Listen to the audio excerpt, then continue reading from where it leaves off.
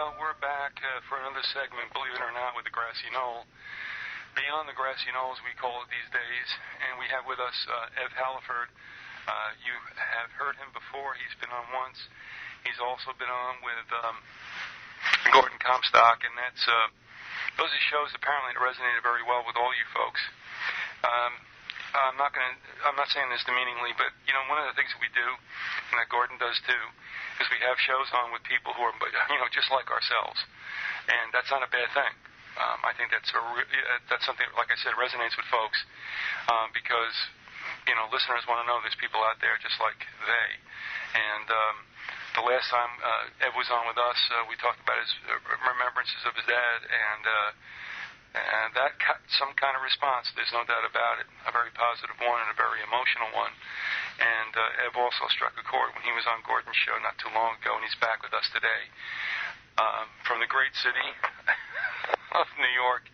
Ev, thanks for coming back with us. And how's things going by you? Well, it's raining right now, but other than that, it's kind of chilly and raining. I think that's typical spring weather in New York. No one can ever feel badly for us down here in Florida, and I understand that. But what they don't understand is sometimes I get tired of squinting and sweating, and I would. We are in very dire straits. This usually happens every year, and this is no different. Yeah, I guess it must be a pain in the rear end. I remember how it was up in New York, but I'll be honest with you, I trade off a couple of weeks of weather for you in a heartbeat. So, at any rate, thanks for coming on. We exchanged emails, and you posited some very interesting ideas to which you're going to speak tonight. Do you want to at least give the listeners and myself some kind of thesis statement, if you would? I'm not trying to be pedantic here, but give us an outline of what you'd like to cover, perhaps in this hour. In a second, we'll see how far we go. Well, I've often heard, these kind of biblical critics, criticize the theory of evolution, from the six-day New Earth perspective. And what I wanted to do was something completely different from what these other people had done, is actually sit down and discuss the scientific problems with the theory of evolution, and then take that and kind of do a periscope back and look where these ideas came from. Mm-hmm. And tying in a little bit to what I talked about before on Gordon's program and a little bit on yours about the power structure of those people at the top, in a way of self-justification for why they've risen to the top of the heap, to come up with a scientific theory to justify their blue blood attitude towards themselves and their derision and antagonism towards the unwashed masses at the bottom. Let me ask you this also, and of course I don't know, and so I can answer this cold, and that's the best way to do it. And that is, did you find necessarily that one of the byproducts of the whole idea of evolution, as forwarded, and I guess I'm giving this away a little bit, but I think Darwin was a twit. I think Erasmus, his grandfather, probably was the guy who got things going. But that this all turns also into, as H.G. Wells would say, and admonish Francis Galton, that, forget selective breeding. We want to slay the hindmost.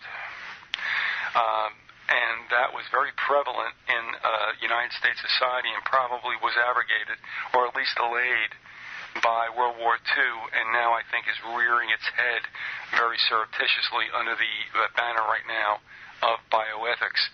Long question, I know. What I'm asking you is depopulation part of this whole idea? Of course it is, and this goes back to Plato's Republic when he talked about only breeding the best people, and those that were the inferiors, basically refusing to allow them to breed and ultimately killing them all. And if you go back and you read all the writings of all of these so-called Darwinists, you step back from them, and the background of all of this is their desire to kill anyone that they consider inferior, and to be removed from this kind of Christian ethic, of every individual being created in the image of God. Therefore, having value and worth, and the wholesale slaughter of all of these images of God from a Christian perspective would be a great moral atrocity. But in the theory of Darwinism, with its survival of the fittest doctrine, this is a reflection of the way nature is. In fact, they're enhancing the species by killing off the undesirables. They're participating in this process of nature of purifying the race. And, all the echoes back to Nazism and everything else, people consider Hitler to be an aberration. But, in fact, he was mainstream anthropology. His ideas were the norm being taught in universities all around the world at the time. And especially going back to the 1900s, And, like I said, I didn't know if you would resonate with that, not because, we didn't, do a lot of brushing of notes, and I think that's good, because I can talk to you as others would, off the cuff, and find out, I don't know if you really are thinking the way I am, but what do you think about this? And, of course, you've responded. And I'll tell you something that happened today without trivializing the time we have together. And as I went back to the library for which I worked up at St. Leo's, and I talked to the librarians there, and we had this kind of discussion saying, you folks, and that most folks are good people in the sense of they would never have these thoughts. And when they hear others who espouse these, they're like, that can't be real. Not because they don't think it's there.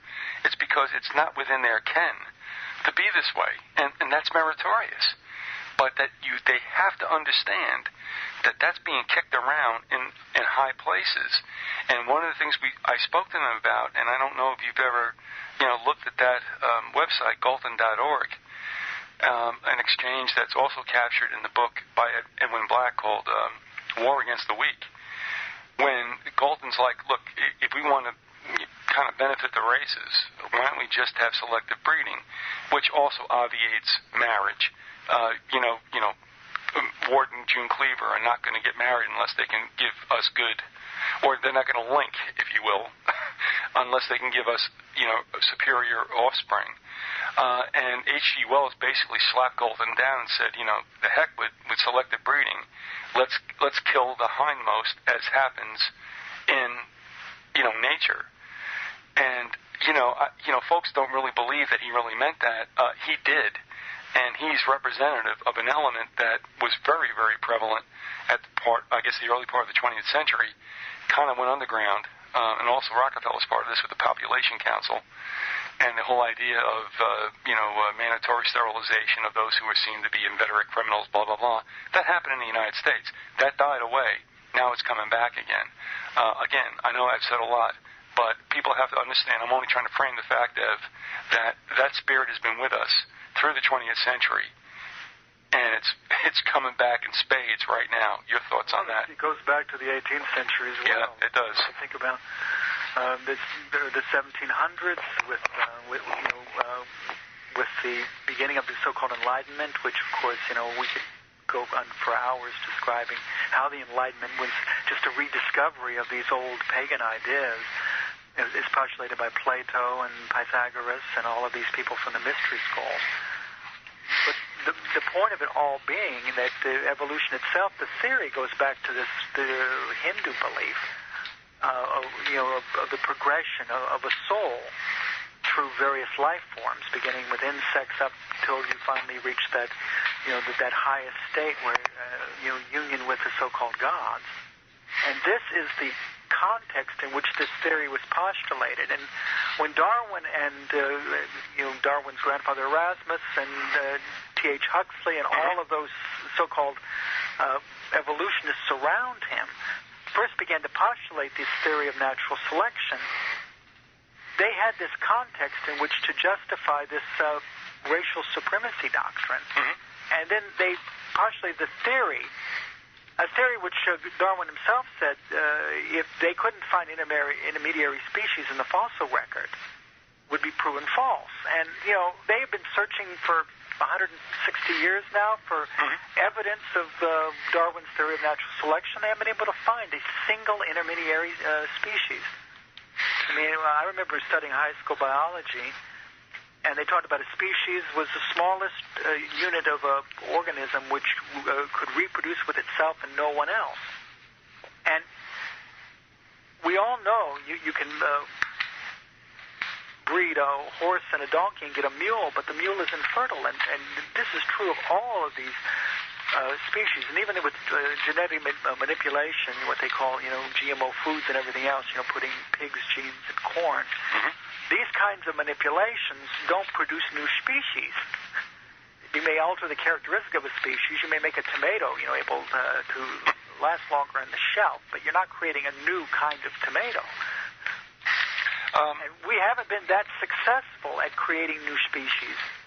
And if we can't do it with all of this technology, shooting these, DNA through these guns, what they call microscopic guns, to try to force them into new DNA patterns in cells, nature itself hasn't been very successful at demonstrating this theory. And this is one of the fundamental bulwarks of the theory of evolution, that these kinds of mutations do occur. And even if you're not going to argue, for six-day creation in the story in Genesis, in order for a theory to have validity, you have to be able to, using the scientific method, demonstrate that it's reproducible. One of the things, and I'm going to ask you if you perceive this, sometime in the late 80s and early 90s, when I speak about the character who was a friend of mine called the Renaissance Landscaper, and we had these discussions when I worked with him. He was not a Christian, but he was very, very adamant at a time in that period that evolution had lost all of its teeth and was less almost than an axiom. And we talked about this, and I said okay, and like I said, I wasn't thinking about the way things are as I do now.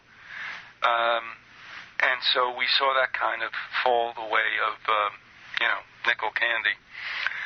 But it has come roaring back as far as I can perceive.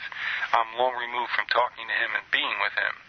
But evolution has suddenly, seemingly to me, and I'm going to ask you to speak to this, gotten legs again, as if they were looking for another generation in which they could instill this for an end event, which we've talked about right now, which I believe is depopulation. So, again, I'll ask you, I'll distill it down to its smallest component. One, were you around and sentient enough to perceive that evolution kind of died in the 80s and suddenly seems to have reared its head again? Your reflections on that? Well, I remember what prompted me to even think about doing this program was a discussion that Gordon and I had about my son. He asked me a question about my oldest boy when he was in high school biology. And, of course, he was struggling with all of these evolutionary ideas. And he came home and he set me down. And he says, Dad, they're telling me that, according to this German scientist Ernst Haeckel, that the human embryo goes through the stages of being a fish and then a reptile. And you've seen this chart, these pictures that this German scientist Haeckel painted, trying to prove just through the drawing itself that the human embryo recapitulated, all of the steps in evolution. Of course, now, that we've got microscopes and video equipment, and they've gone into the intrauterine, into the womb, they've proven that all of these drawings are ridiculous. The human embryo doesn't go through stages. At first it has gills like a fish. None of this happens. But this is still being taught in the textbooks. And, of course, he brought this to me, and he explained this to me. And when I told him, I said, look, these ideas, as they're being capitulated in the schools, are not new ideas. They're very old ideas, going back, to Plato and others. And I began to explain to him. And, of course, he went to the school and had a discussion with his teacher, and the teacher being a staunch Darwinist and an atheist, and got up in class and said that it was her duty to convince through science that God doesn't exist. She ended up failing him for the course, and I began to realize at this point that he was being indoctrinated like a whole generation in these theories, which I had long ago, discarded. Dismissed, yeah. Let me ask you this too. What struck me was this: if you could affix to Homo sapiens the paradigm that only the strong should survive. If you can, and I'm not saying that doesn't happen necessarily in the wild, if you will, but if you can bring that over to Homo sapiens, then of course it would work that you must by necessity, as well said, slay the hindmost. Is that what we're seeing with this embracing of Darwin's theory? Once again, we're trying to create an environment in which people will accept the mass extermination of these undesirable people, and this is the whole point behind all of it, is to create a mood and a climate so that when they begin to carry out these procedures, that there's going to be a sympathy for it among the population. A sympathy in the meaning that foolish people don't realize that they themselves are going to be on the target list for extermination. Well, two good points, and let me ask you this. You use the word sympathy, but you could also use the word support for. Is that right? That's correct. And that a lot of people actually think that this is true. Not only do they have sympathy, they support it. In fact, believe that in the myth of overpopulation. Mm-hmm. I mean, statistically, we have like 6.6 billion people on the planet, which seems like a lot. But if you go back and you think of a number of insects on the planet, I mean, human population is insignificant compared to the panoply of species that exist on this planet. In fact, they said that if you took all the people in the world and put them in a city, with the same density as New York City, you could fit all the people in the world in the state of Connecticut. In fact, in this country, most people live in large cities that are within 25 miles of the coastline. The vast interior of the country is empty, and this is true of most industrialized nations. The people live usually within 25 miles of a coastline, and then in the interior of the country, population density is insignificant. I mean, think about states like Iowa and Idaho and in Montana and Wyoming. I know. I'm only laughing because there was another example of this that was forwarded by, I think, the individual who runs the website I've talked about, Stanford.something or other. I don't know if you've ever come across that, and it escapes you right now. But his point was you could also put them in the province of Alberta, and they all can probably have like 2 square miles for everybody, and it would all be okay. And then you get the naysayers who are like, well, it's not arable land, and who wants to live there? And all this reflects also, and I'm going to ask you your thoughts on this, and that is to finally reach depopulation, which is what we're talking about with Darwinism and catastrophism, and that is you have to have problems that are insoluble. You have to now finally reach a point where there is no way to help ourselves out. We're screwed.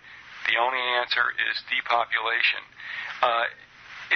What are your thoughts on that? Are you seeing that that's the way things are configuring themselves as far as... Well, they're doing things like, buying oil refineries and closing them down to create shortages in heating oil and petroleum and gasoline. They're limiting the food supply by stopping production so that the wheat prices and corn prices, they're taking most of, I should say a huge portion of the corn crop, and they're turning it into alcohol for no apparent reason, just because they have a requirement now of mixing it in with the gasoline. Well, all of these things are designed to create, scarcity when scarcity doesn't exist. There's so much productive land in the world. That if it were all put to growing food, this country used to be able to feed most of the planet with its wheat production and corn production. Yeah, but they're selling the fact that there's not enough. And one of the things I think about, and I'm not pulling a rank on here because I'm older than dust, but when I went across country on my college graduation gift to myself, in 1975, we had just gotten past, like, the oil crisis, if you remember. Well, that was another one. And I was pumping ethanol all through the Midwest. This was not a big deal. And all of a sudden now, it's like, ethanol? Corn? Oh, there's not enough. You know what I mean? I look back at those times, and I look now, and we've not even touched upon, really, the use of ethanol. And I'm like, how did all of a sudden this become a big no, we can't? And that's what I see all through this is that, what about this? No, we can't. What about no, we can't? It's no, no, no, no, no. Again, that's my view from over 3-4 decades. Are you perceiving also that we have to get ourselves into a situation where there is no way out except depop? What about that? Well, that's exactly the conditions they're creating in order to force us into making these hard choices as they see them. But of course, it's a choice that is planned from the beginning, and have the scarcity so that the people will be forced to make these choices. And then, of course, they're putting all kinds of chemicals in the food to sterilize people, to lower sperm counts, and do everything in order to naturally reduce the amount of people by simply reducing the number of offspring that people have. And, that's the agenda. Now, if you look at the science there, teaching in order to justify the agenda, then you realize that they need a theory which says this is the way that nature works. Now, ignoring the fact that there's... the model, especially in the insect kingdom, is not one of predator-prey, but of cooperation. Okay. That if you look in most of the so-called higher, primates, it's cooperation. It's not competition. We think that this paradigm of competition between species is normative, and it's not normative because, given an abundance, a lot of these so-called theories of natural selection collapse. If I would have asked you if cooperation among a species was relative to their mortality or fatality rate. I mean, I know that sounds crazy. I mean, it's one death per unit. I understand that. But when you look at the more fragile species, would they be more cooperative to enhance their chances of survival as opposed to more developed when you get into, mammals, etc.? But are you saying that regardless whether it's a mammal or whether it's an insect, that cooperation is more the case than a survival of the fittest type of struggle? Is that right? Yeah, well, what made the species survive was the ability of its members to cooperate with each other. By cooperating with each other, that ensures the survival of the whole group. I mean, this is the one thing, the one chink in the armor of this so-called theory of evolution is that Darwin himself had to recognize that it didn't matter whether individual animal within a species survived. It was that whole group that survived, which determined the passing on of those characteristics under their offspring. That whether or not one individual lives or dies doesn't matter under his theory. It's whether or not the group survives. And this is the problem. Those at the top, they're very selfish, and they ultimately believe that what's important is their own survival, their own preeminence. And yes, they have long-term plans, for their own group, their own so-called blue blood elite group. But overall, they're less cooperative. I mean, it's hard for us to imagine. We look at this vast, leadership. We see all the protocols that they put in place in order to control us, and we think that that, they're pretty cooperative, but, they're like a mafia gang, fighting and vying for power all the time, extremely competitive. There's a pecking order among them, and they're always trying to move up and down that pecking order. And they've taken that morality, which is their own psychopathic morality, and then they've tried to enhance that into a broad paradigm of science, and to use that as a scientific theory to justify their own behavior, their own bloodlust, so to speak. And so there's no physical evidence for that. There's no intermediary species. The fossil record is inconclusive to the theory. They can't show how gene mutations produce the divergences which would require the creation of new species. They can't show how a single-celled animal can become a multicellular animal. They can't demonstrate any of this, and behind the back of it is this whole I don't know exactly how to put it, but this whole tapestry demonstrating that there's an intelligent design behind everything, that there's engineering involved in all of this, that the eye works in a certain way based upon physical principles that couldn't have arisen through random chance, that like the flagellum of a paramecium or a bacteria operates like a rotary motor, with each part having to have been perfectly designed in order to function, with synchronicity. And how did all of those things develop randomly? And they can't explain any of these things, and it's all in the scientific literature about these central problems in evolution, and they discuss these among themselves at all these seminars that they go to. But when it comes to defending these theories to those outside the scientific community, then suddenly there's a wall of silence. Oh, there are no problems. The fossil record clearly demonstrates what we believe. It is possible for wings and eyes and feathers and all of these things to develop, randomly through genetic mutation, even though we've never seen this in nature. Most genetic mutations are detrimental to a species. They're detrimental to an individual. Yet how did all of these accumulate through random chance, and suddenly now you have new species with perfectly working, engineering designed wings and eyes and ears and sensory apparatus and all of these things allegedly through random chance. So it'd be as preposterous as walking in and seeing, a used car lot with a whole series of different kinds of vehicles, from Volkswagen Beetles to Mercedes-Benz to minivans to trucks, and then postulating a theory. See that small one there? These must have developed and reproduced from the little one. Into Cadillacs. Yes. Well, I tell you what, I've been looking at my Nissan Sentra for 99, and that sucker isn't growing into anything new. No, I'm being... Even if you accept Descartes' belief that living beings are just machines, which... There's no real evidence for this theory, but even if you accept his strict materialism, there's such a diversity of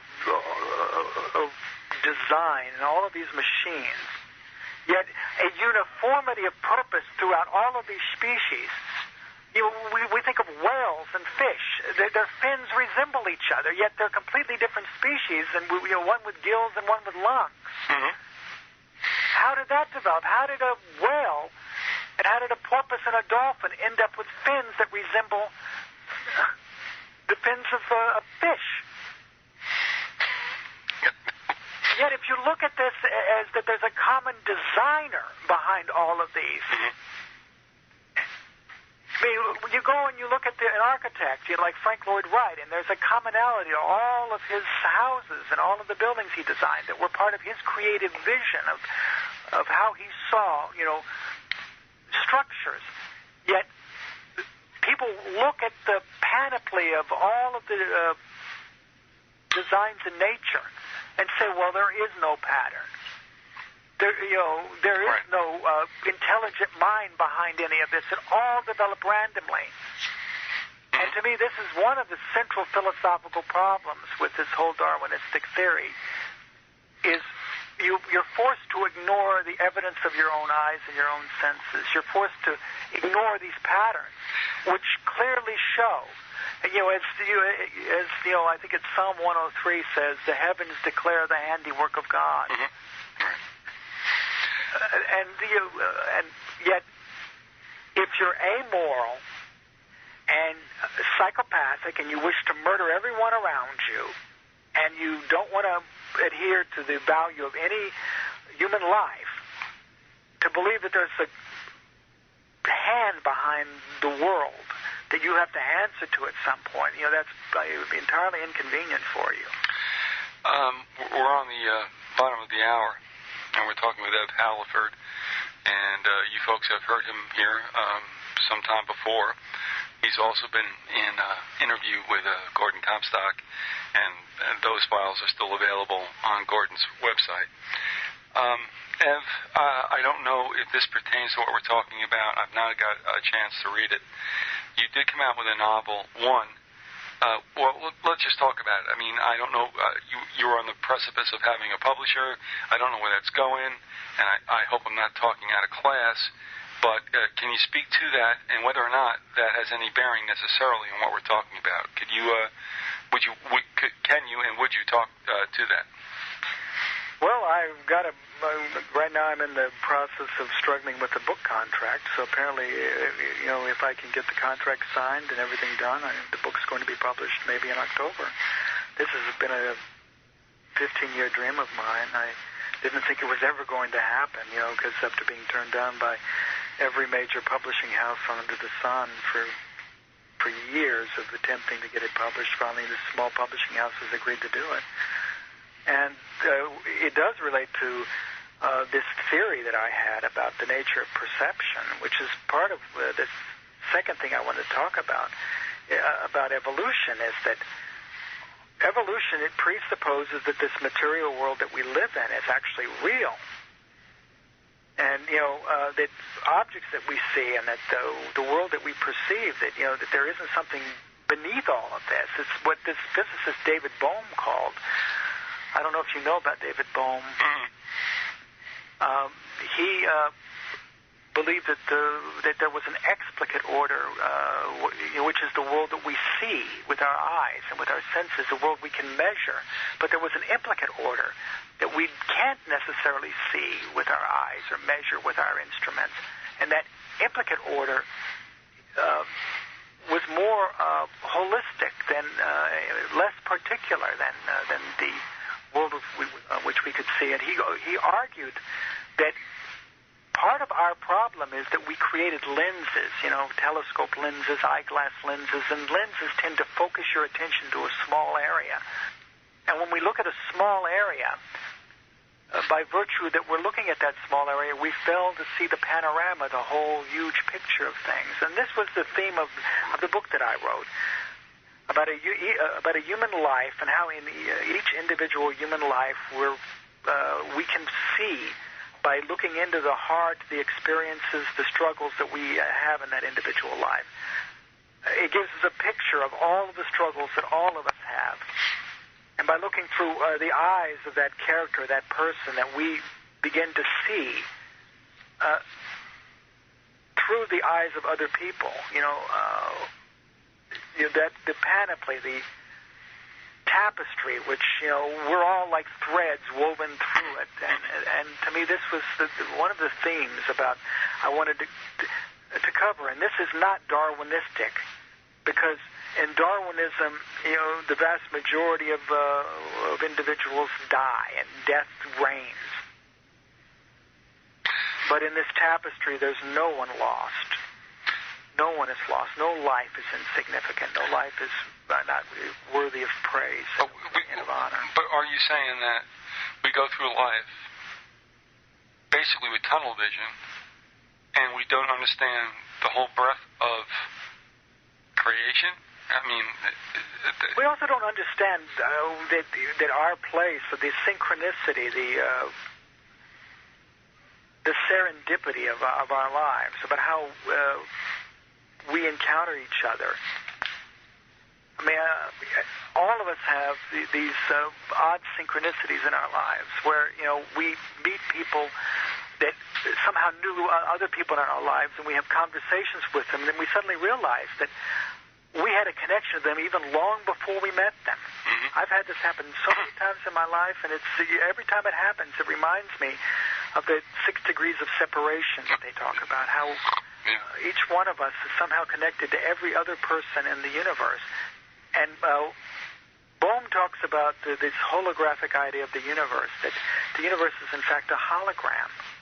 And a hologram is created by interference patterns of 2 laser lights. And, they interfere, they create ripples on a piece of film.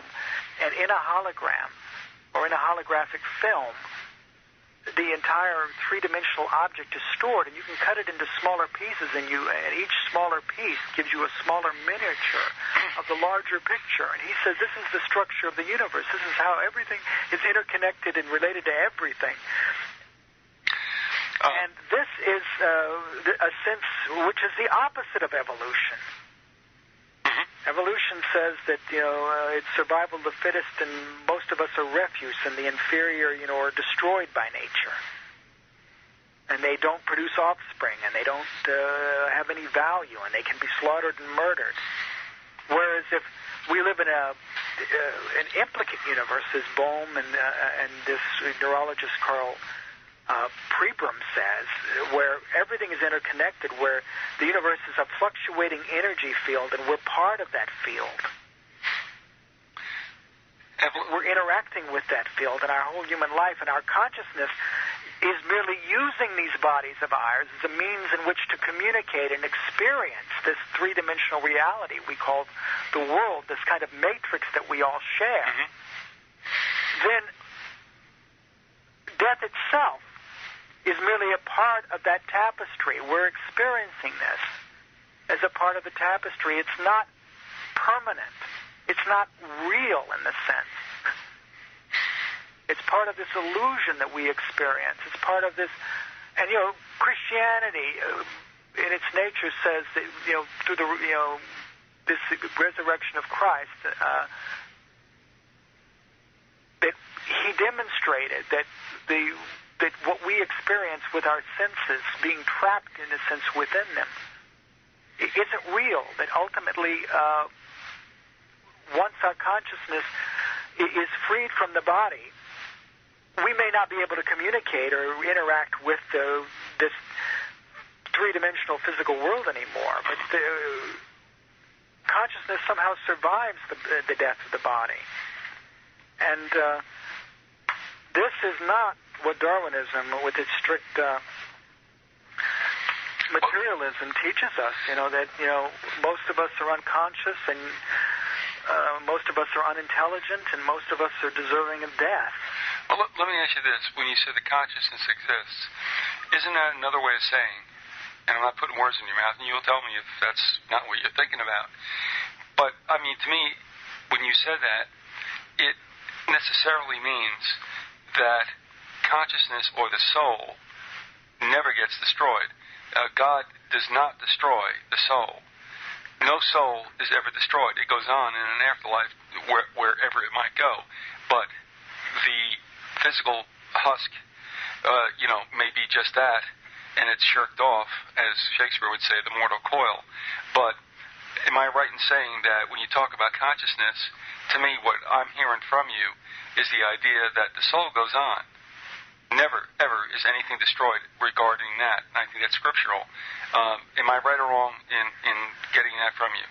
Yeah, that's what I'm arguing. I'm arguing that whatever we experience in this life through these bodies, and all these bodies that I see, all these bodies ultimately are constructions out of this fabric of space and time, so that we can move and have our being in them.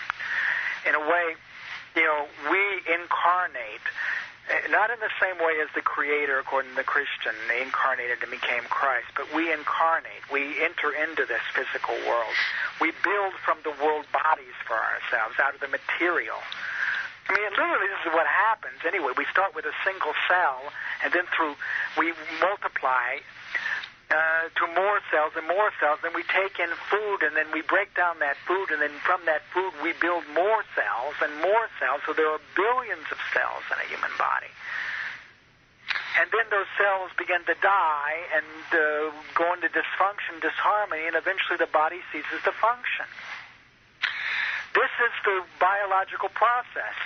Plants do it. They start with a single cell in a seed, and they multiply, and then they become a plant, and they draw nourishment and nutrients and elements from the soil, and then they build all of that structure we see from those elements. This is the creative process of all of life.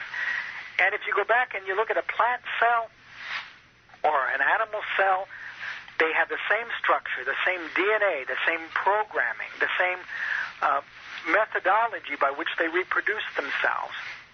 And we have yet to find a plausible scientific explanation for how this could have developed spontaneously. Eb, I'm going to ask you something, and we're not going to cover all the ground. We wondered, as I often do with guests, I mean, do you think we're going to cover this in an hour? And I'm going to tell you this, and I'm not greasing you. There are some shows where you talk to folks, and the minutes just go by like hours, and it's like, we're never going to get through this. And now I'm looking at us, and we're going to be on like 3/4 of an hour, and I don't even know if you got into the good stuff yet, so I'm just going to alert listeners and yourself that we might have to pick this up at another time as well. Having said that, and being very sincere about that, I'm going to ask you something, because, I mean, I'm just going to do it, and I think you'll understand why. And I don't know what this says, whether it's hereditary, I don't know. But Ev, there's a song by Bonnie Raitt in which she says, life gets awful precious when there's less of it to waste. And, I'm like 57, it's not a big deal. But I don't know. I mean, I don't know if this, I'm going to ask you your take on what this is about. And it may be a little too melancholy and a little bit too syrupy. But, I have just become more aware of all life forms. To the point where, like, when a spider comes into the house, I'm like, dude, I'm not going to kill you. Will you please leave? And I'm not getting, like, Hindu or anything like that. My point is that, do you believe in Homo sapiens? If you're anywhere, I mean, whether you're Christian or not, that there comes an awareness of the cycles of life where, because you become much more respective of all life forms. I mean, not that they're elevated to the point of a human being. All right, and I'm hoping I'm not getting too crazy with you, but I'm just looking at things and saying, I mean, I'm more aware of like hawks and doves and all this other stuff that's going on, and I just want to I want to let everybody do what they're going to do. I don't want to be the person who interrupts anything. I know this sounds kind of crazy, and it's probably not really a great Western idea, but does that? I mean, do you understand where I'm coming from? I mean, I now just don't want to. I don't know. End anything, which, however small or nasty it is, I just want life to go on. I mean, does that make any sense to you? And I'm sorry if I've thrown you a curveball, but I have to ask you. Go ahead, bro. Nail me. Each of us in our gut knows that there's something seriously amiss in the universe. We get this sense, even those that people that you think are completely asleep, have in their gut this feeling that death isn't a natural thing. That there's something really crazy about taking a human body and burying it in a casket in the ground, Yeah. That there's something inherently amiss about what's going on in the world. That why do cells die? Why do life forms die? Why do lions kill zebras? Why is, St. Paul, in his Epistle to the Romans, said that the whole universe was in the pangs of childbirth, awaiting this period of being tied to corruption to be over with. And, and Isaiah said something about the lion laying down with the lamb, the little boy leading them, and no longer would there be death in the world. And we all sense... Yes. I shouldn't say we all, because I think the psychopaths that were running the world are death worshippers. They relish in death and destruction. But the normal people, and I use that term very loosely, that we meet, the decent people, who would find it hard to imagine a serial killer or anything like these things, they have a sense in which that they understand that life is precious, it should be preserved, that animals are precious, that they, as much as possible, they should be preserved. And this is an impulse that I think comes from that whole creative center of ourselves, that we, being creative beings, and I think that that creativity has to be beaten out of us. I remember, this whole Protestant ethic where I was growing up, where my mother and father were basically trying to beat the creative impulse out of me. They were telling me, you're daydreaming, which I did a lot as a child. I would sit around and daydream, and I would think of stories and fantasize about, things. And my mother would come and say, "What are you doing?" And I'd say, "I'm daydreaming." She says, "Boy, there's something wrong with you. There's something wrong with you. You should be working." That same Paul, taken out of context statement. He who doesn't work shall not eat. This work ethic, that Protestant work ethic that I was raised with, that children by nature, before it's beaten out of them, are creative beings, filled with imagination and a lust for life. And we have to be put in the government schools, sent through the government mind control program in order to beat that out of us, so that we're like automatons asleep, little robots like out of Fritz Lang's Metropolis, Yeah. walking in goose step with each other. Well, on one hand, I have to say, I know when a development is made, and we've seen this all through our lifetime. And, of course, I saw this very much in Jersey. And then when I moved to Florida, unfortunately, it happened here, too. And there's a displacement of the wildlife and such. And I'm not okay with that. And yet, it's kind of, I'm conflicted because it's like, well, all right, what do we do? And I also have a great suspicion about radical environmentalists. But the point is that I guess maybe as I get older, and I'm going to really get weird here, and say for one of the last times I ever listened to Alex Jones, I don't know what got into him, and he talked about reverence for life of anything, to the point where you didn't even want to stomp out a spider, and yet that stayed with me, and as much as I don't want anything to do with him, when he, in that one moment when he just spoke like that, I've always held on to it. And now I understand it. Like I said, I don't know if it's a product of advanced age when I know that, my days are numbered. Of course, they've always been. But that I just don't want to interrupt anything. And I'm not trying to get like Hindu or, Far Eastern about anything. But I don't know. I mean, there's a preciousness of life. And in a way, that the whole cycle will continue, and it has its casualties, including us. And, I might be going far afield with here, but I kind of don't think so, and I think you'll understand that. And that is now, at this late stage, and I think we're on the precipice of something very catastrophic, instead of snuffing the spider with Raid, I'm like trying to get it in a napkin and bring it outside. And that's me, man. I understand that. But I don't know. I mean, can you explain that to me? I mean, should you be able to? I mean, is this something that you've hit upon? And like I said, good old Viz, can get crazy on you in any second. But would you address that at all? I mean, I think you have been. But am I getting soft in a melon, or am I? Well, I told you the story about my father. You remember? Yes. Oh boy, Big, yes. Tough guy from Texas. The only time I saw him cry, except after my mother's death, was when he killed the dog, and he went into the room and cried. And my mother wouldn't let me go inside because he says, "Please don't go in there. You're crying because he killed the dog." That even he, in his gut, had this sense of the sacredness of life. And all decent people, I think, have that sense. But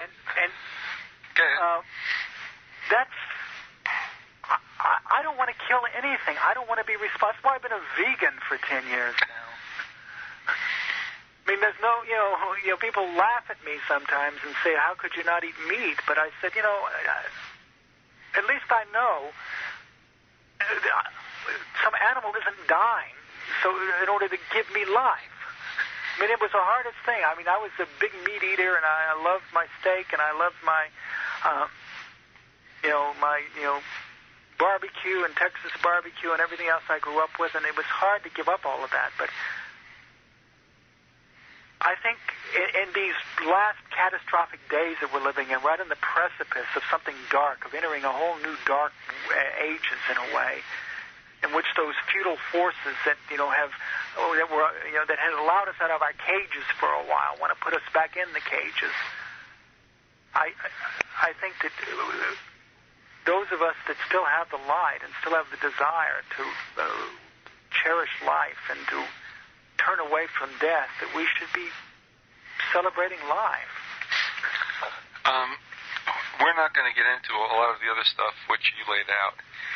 And I'm going to ask you at this point, with a gun to your head and your back against the wall, would you come back on also to talk about the things that we've not spoken about and can't get into at this late hour, which is, the doctrine also of, what would you call it,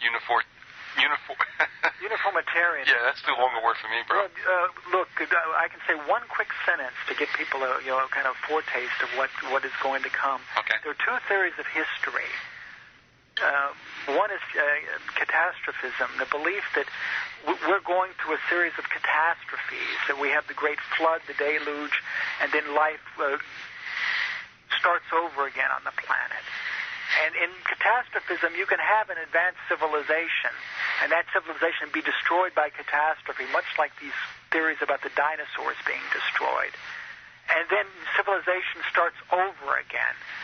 And that was the prevalent theory before this man named Charles Lyell postulated this theory of uniformitarianism, he called it, that history was not, in fact, a series of catastrophes, but was a uniform progression going all the way back into time. And, of course, there's no way for us to know. It's one of the central problems of philosophy, what they call inductive reasoning, a belief that the past and the present and the future are all the same.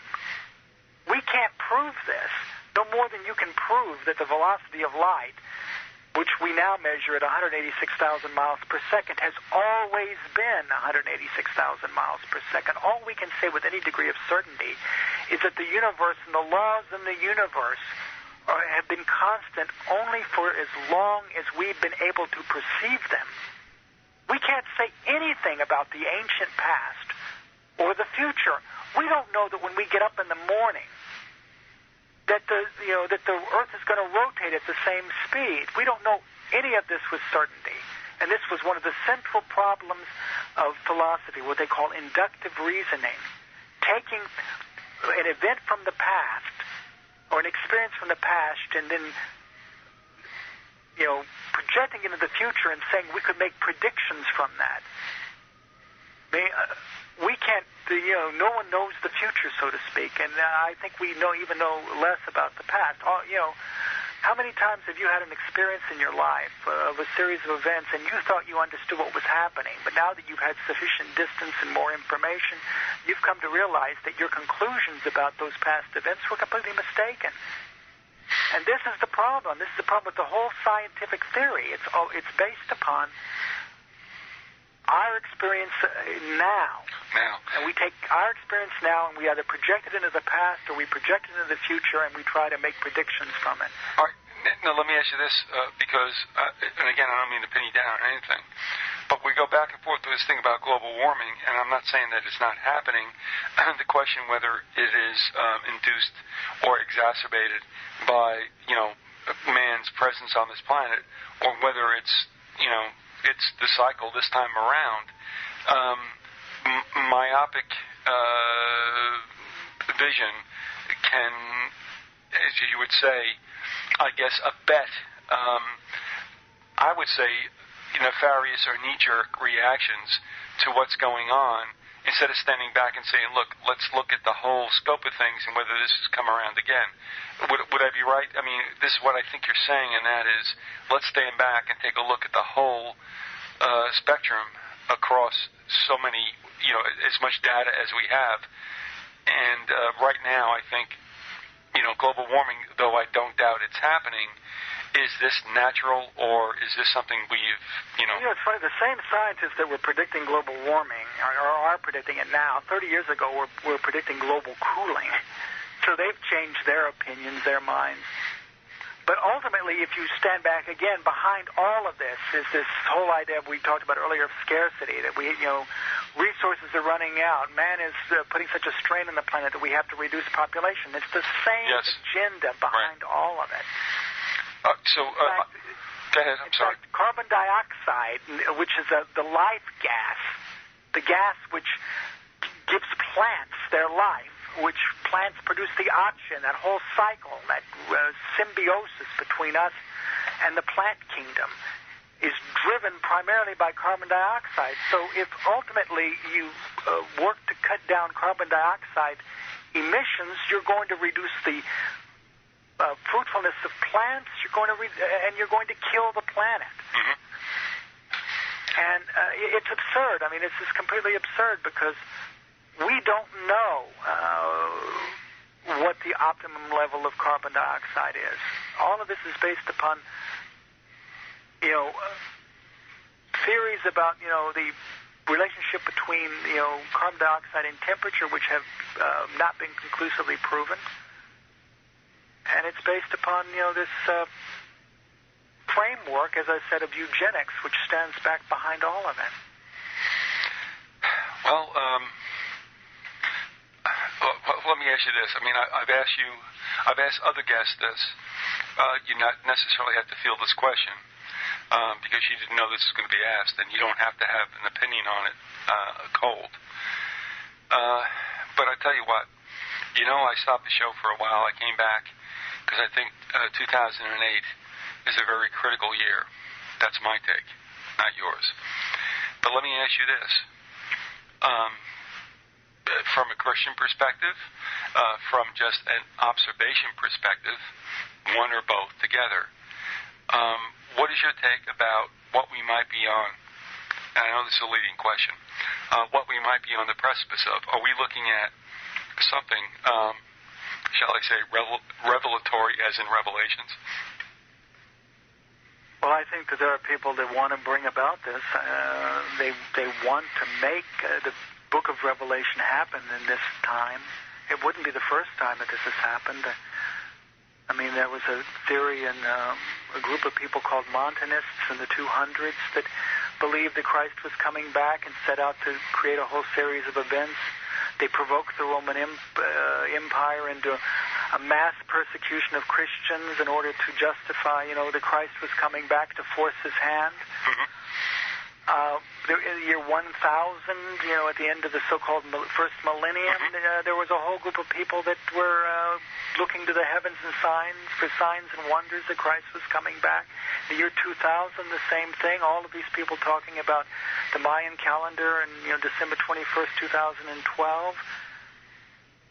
We may, in fact, be at the end of things, but human experience has shown me that in every successive generation, there are people that want to somehow make this happen. They're anxious for it to happen.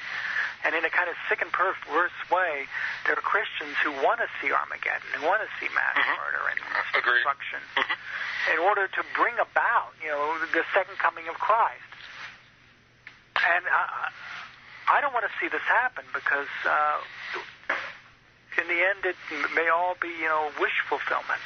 May be, a desire of certain people to produce these effects, thinking Christ will come back, and they'll be so sorely disappointed as those in 1000 were, as the Montanists were, and all of these people that tried to, force, God's time clock, so to speak. But do you believe he's going to come back again? Yes, I do. And there has this time now. I mean, we may live to see it. I'm certainly preparing myself for that. Okay. All right. we've been talking with Ev Halliford, and Ev, if we've not done justice to all that you laid out, I'm going to ask you, and of course if I do this on air, you have to say yes, because what else can you say? But can we do kind of like a part two to this? Yeah, anytime you want. I'll be glad to sit down and to have a chat with you about it. We can get into theories of perception and what the nature is of the scientific paradigm, all those other things that we weren't able to talk about tonight. Yeah, and that's it. I mean, when I looked at what you had to lay out, for however long I've done this and however I am, proficient or not about it, when you look at what people lay out as far as what they want to talk to, you can see that there are some topics that are like gigantic. It's like, well, I don't know if we're going to be able to cover this in an hour. If you could do that, if you were constrained to that, obviously, with the format of this show and the time frame, it is about as free flow as you can get. So we have that opportunity to be able to do that, and that's why I said to you, before we came on, it's like, look, if you don't squeeze all the good stuff into an hour, we can't get that done.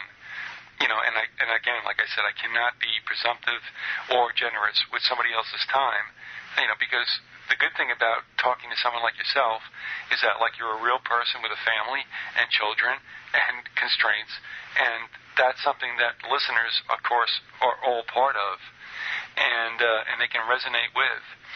So they're okay, with giving the guest the slack. Is that like, well, if that were I, I'd be in the same situation. So if you don't mind, go ahead, bro. So I was going to say one final sentence is we should all desire to be self-educated. Don't accept what people tell you. Question everything. Question everything. That's what I try to tell my children in school. Don't accept everything the teachers are saying. Have the openness and the capacity to question what you're being told. Think about it. Reflect upon it. And that's my point of advice for everyone. You know what? You're absolutely right. And sadly, just the opposite is true. The craft, if you would, which should be, I guess, innate to all of us, is not, and that is critical analysis. You don't have to be flying in the face of authority. You don't have to be a rebel right from the outset.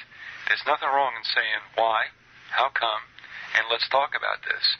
However, I think that skill, the critical analytical skills, have been lost, and I would say deliberately so. How do you feel about that? Oh, they don't want critical thinkers in the new feudal world in which we're living in.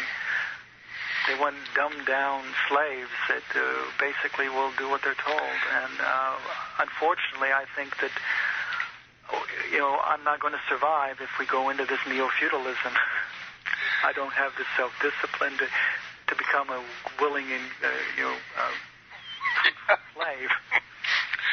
So you don't want to get behind the plow, huh? Okay. But I mean, yeah, and I mean, I don't know if you're aware of this. I'm pretty sure you are. But I mean, that book, which was made into a movie, which I thought they did well, Harrison Bergeron. Yeah. Please, children, don't be extraordinary. We don't want extraordinary individuals. We want, trainees to work at China Mart for the rest of their lives. Be satisfied with working at China Mart. Yes. That's my biggest complaint is that I have one of these kind of jobs which is dull, mundane, and routine, like most of us have, because under feudal plantation, dull routine is the norm. So it's kind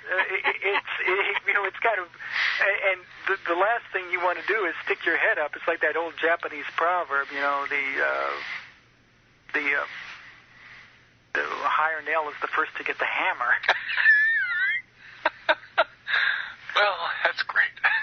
Look, it is a late Friday night, and here I am in the Belleville, Florida, and we're talking to Ev Halliford in my long-lost, wishful neighborhood of the greater New York City area, which I don't know if you can understand this, but I'll end on this, without people thinking I'm cracking up. Do you remember Citizen Kane? Yeah, I remember the movie. Do you remember that he always thought back to the sleigh and Rosebud? Yeah, that was taken away from him as a child. Yeah. But can you appreciate, and you don't have to, but for the sake of the show, you should say yes, that, I'm down here, and my thoughts, oftentimes when I can't sleep, go up to snapshots of my childhood up in that area. And, can you understand that? Sometimes you have to go backwards, you know what I mean? And that's what I find myself doing, I think more so now than ever before. And I think that's what I was talking to you about, that, it doesn't have to be monumental moments. I guess Thornton Wilder also touched upon this in our town. And that's like, just take me back to, just a regular day. Just to take a look at the way things were. I miss those days when I was a child. There you go. Just for a comfort zone, you know what I mean? I missed them. I missed nickel candy bars and walking down to the 5 and Dime. Yep. A cool glass of iced tea on a hot summer day. Yep. I miss all of these things.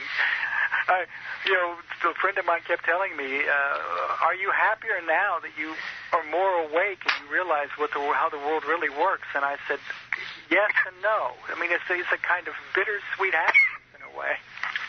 Yes, I'm happy. I'm not going down the chute to the slaughterhouse unknowingly. You understand? I'm sorry for coughing, but you just cracked me up. So yeah, that there's a certain amount of sadness realizing that I've lost that that naivety, that idealism that I had when I was a young child. Yep. Yeah. All right. So I guess I'm going to take that as an affirmation of the way I feel down here. But that's how I fill my night sometimes, just to put myself to sleep. And I don't think that's so bad. I just think that, I was also alive and around for that particular time, which probably I didn't realize as being special in, because most human beings, obviously, in the time they're at, and even as we speak now, don't realize that there's a speciality to the time that you're, there. There's something good about everything. But looking back, obviously, to those days of nickel candy, and knee-highs, and, all the teeth-rotting stuff we ate, for 2 cents was like the best thing in the entire world. I remember Coca-Cola's for a quarter. Can you imagine? Yes. Oh, and the penny candy with the seriously sweet banana things. All right. I know it's, but that world seems to have been washed away now with AIDS and robberies and police beatings and I know. If you could walk into, we call them candy stores. You're still hip with that, right? Even though I'm a little heady in the game. You remember candy stores? They call them, whatever, now the stationary stores anyway. You can go in there with 50 cents and come out with, the highest caloric food ever in the entire world. And it was the greatest thing. It was like, wow. Cotton candy, that pure sugar. It's like, this is, so great. And, of course, I have to admit, too, come summertime, come baseball time, and, of course, that meant school vacation and all that other stuff. The menu that we afforded ourselves was absolutely, heinous to our bodies, but somehow they forgave us. I know, and my kids hate me for it now, because I'm going, no candy. No, I know. If my mother gave me $1, God knows, I could have packed about 20,000 calories into whatever I could get. No candy, Daddy, I want candy, no candy. It's funny, but it's funny but true. But Ev, I think also because we packed all that stuff into our bodies, but we played I think I'm a direct product of playing stickball, street ball, Little League, everything, because I couldn't sit down. So I just played, and I got the contract for whatever it meant. But my point is that fueled me into being just, the athlete I could be. And if I didn't have all that junk, I probably, would have been a mass murderer. Well, I played Little League ball, too, so I mean, this is one of the things that kids did. Okay, look, let's pick up with part 2, and yeah, there are serious things to talk about, and that is necessary, front and center. But on this late Friday night, I appreciate you coming on, and if you don't mind, I said had resonated with people because, you know, we have to understand that they're jamming this science down our throats, and it is a means to get us to basically give in so that they can kill us all.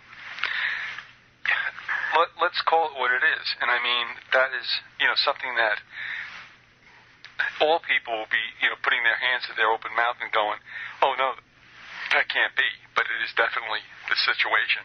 Now we've made light and we've gotten a little humorous toward the end, and that's okay.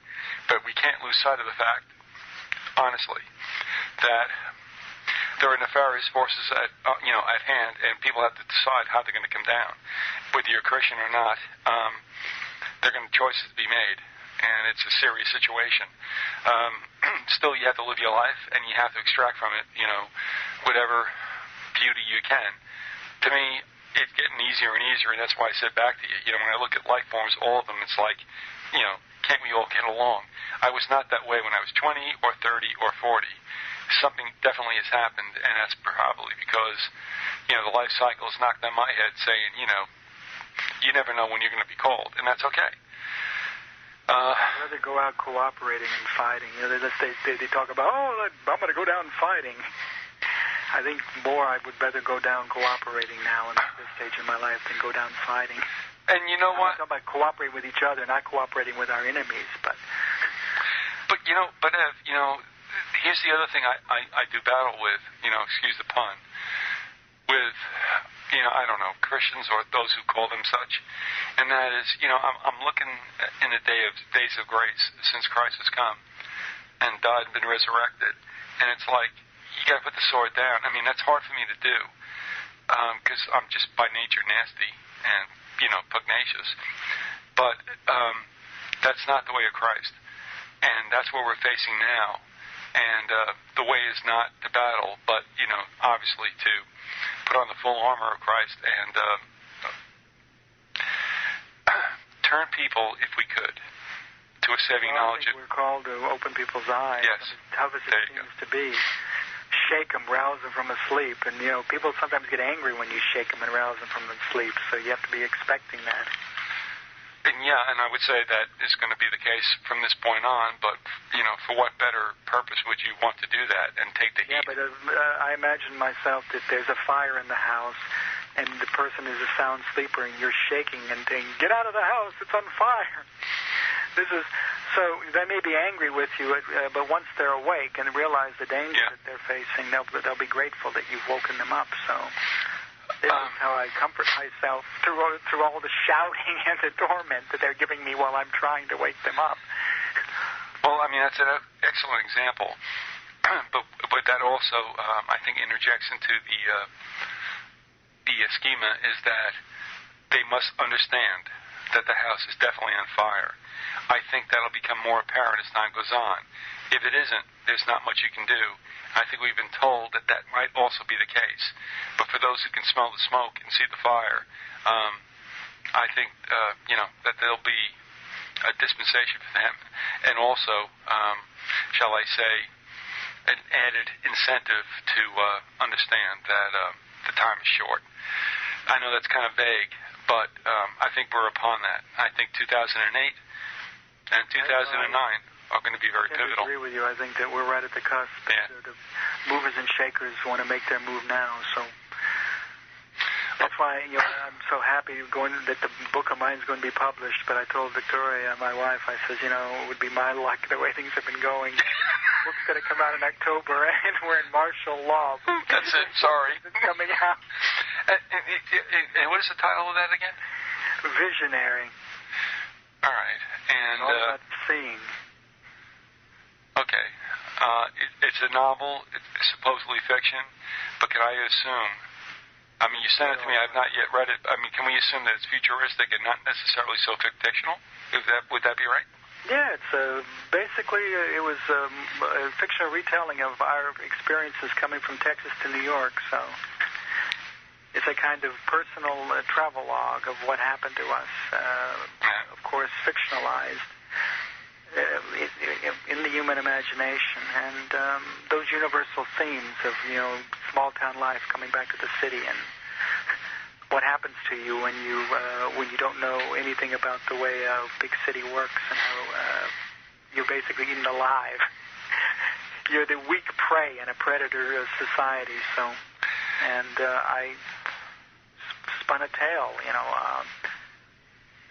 a kind of parable about what happens and how, in the end, we're given a choice: do you succumb to the dark side or do you fight it? A little bit of conspiracy tossed in, and a lot of self-reflection for those first few years we were in New York, and that's my kind of parable. And I hope it resonates with people. I mean, certainly this publisher, it resonated with him, so I hope hopefully it will resonate with more people. I have no great ambitions of becoming a world famous writer, but I would like some other people to share my experience.